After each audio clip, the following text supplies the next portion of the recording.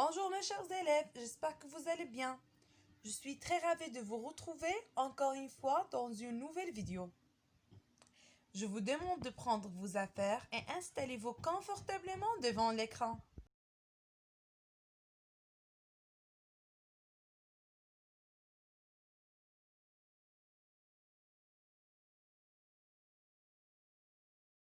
Je donne la réponse le plus rapidement possible.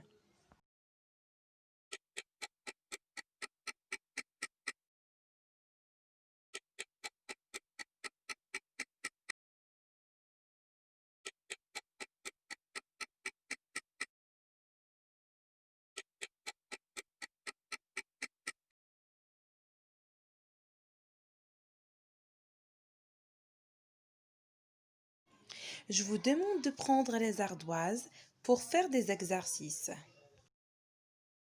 Alors, je pose et j'effectue 34 multiplié par 2. Alors, premièrement, je pose en colonne. Alors, 34 multiplié par 2, je commence toujours par les unités. 2 multiplié par 4, ça fait 8. J'écris 8 sous les unités, je passe pour les dizaines. 2 multiplié par 3, ça fait 6. Et j'écris 6 sous les dizaines. Alors, le produit, c'est 68. Et on va faire la même chose pour 65 multiplié par 3. Je pose en colonne. Et je commence toujours par les unités. 3 multiplié par 5, ça fait 15. J'écris les unités, je retiens les dizaines. Alors, j'écris 5 sous les unités, je retiens le 1 dans la boîte de retenue. Et on passe pour les dizaines. 3 multiplié par 6, ça fait 18. Plus la retenue, c'est 19. J'écris le 9 sous les dizaines et le 1 sous les centaines. Alors, le produit, c'est 195. Et maintenant, je vous demande de prendre vos fichiers Annulez Maths pour voir les leçons et faire les exercices à la page 67. Voilà la page 67. On va commencer par l'exercice numéro 1.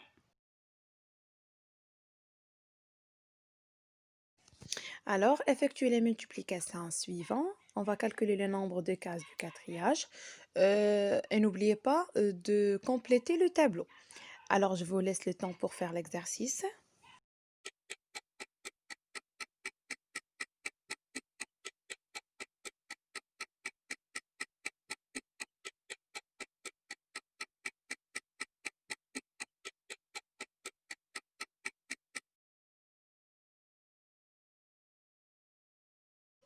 On passe maintenant pour l'exercice numéro 2. Calcul. Vous avez 47 multiplié par 2, 82 multiplié par 5, 125 multiplié par 3 et 152 multiplié par 4. Je vous laisse le temps pour faire l'exercice.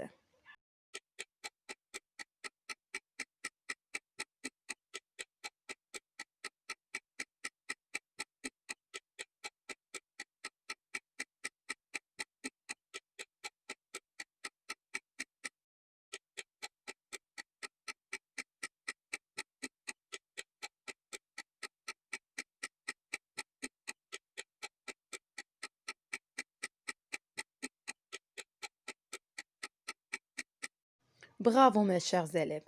Alors 47 multiplié par 2, on commence toujours par les unités. 2 multiplié par 7, ça fait 14. Alors j'écris 4 sous les unités, je retiens les dizaines. Et on passe pour les dizaines. 2 multiplié par 4, ça fait 8. 8 plus 1, c'est 9. Alors le produit, c'est 94. Et pour 82 multiplié par 5, 5 multiplié par 2, c'est 10. J'écris le 0 sous les unités, je retiens les dizaines. 5 multiplié par 8, c'est 40. 40 plus la retenue, c'est 41. Alors, le produit, c'est 410. Et pour 125 multiplié par 3, toujours on commence par les unités. 3 multiplié par 5, c'est 15. J'écris 5 sous les unités, je retiens le 1 dans la boîte de retenue. Et je passe pour les dizaines. 3 multiplié par 2, c'est 6 plus la retenue, c'est 7. Et j'écris 7 sous les dizaines. Et je passe pour les centaines. 3 multiplié par 1, c'est 3 et j'écris 3 sous les centaines et le produit égale 375.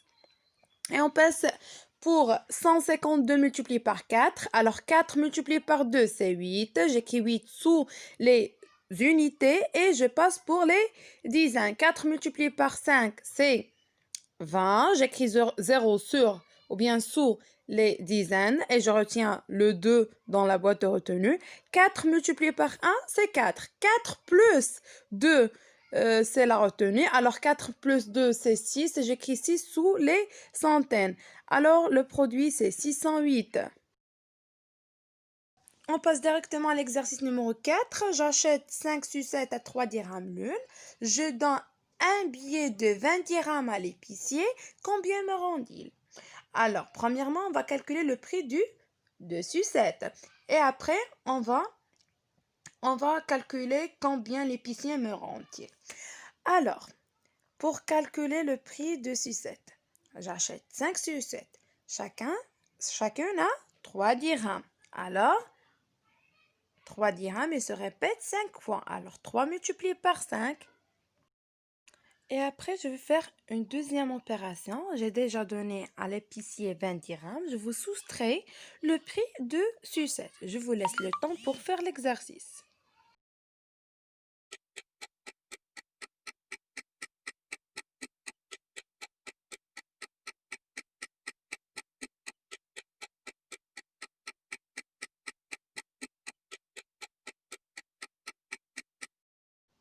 Bravo, mes chers élèves.